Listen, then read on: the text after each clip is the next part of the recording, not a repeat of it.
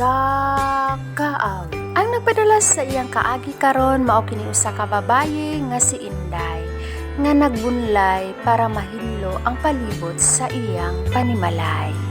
Sa dili pa natusugdan ang iyang mga kaagi, palihog kamog lingkod sa matarong aron mahinuklugan ninyo ang inyong kagahapon.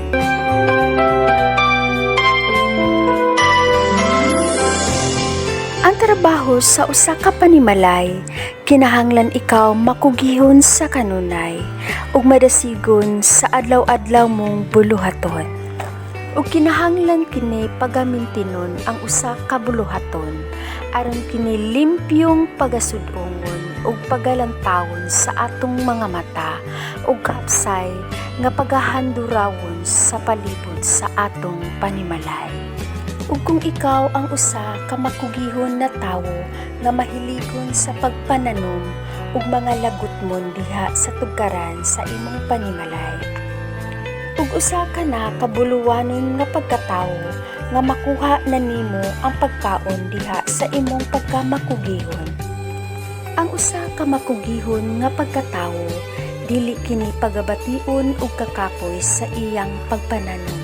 Kung makita na niya ang mga mahimsog nga mga lagutmon sa iyang tugaran sa iyang panimalay. Ug kinahanglan nato ang makugihon sa pagpananom ug mga lagutmon para dili nato mabatian ang mga kagutom.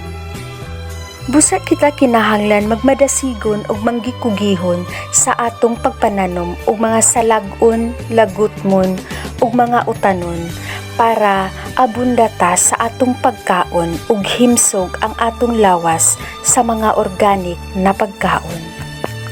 Maskin pa og gamay ang imong tugaran ug ikaw ang usa ka tawo nga mahigugmaon sa pagpananom, ikaw ang tawo nga malambuon ug malipayon nga mahilig sa mga lagutmon na pagkaon.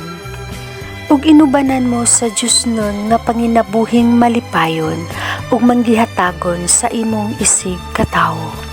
Ug ikaw ang tawo nga pagagantihan sa langit nung Amahan nga pagahatagan ug malinawon ug abundang pagpuyo kauban sa imong mga pamilya. Ug diri natapos ang kaagi ni Inday mahitungod sa paghinlo sa gawas sa balay. Handong manan sa usa ka awit.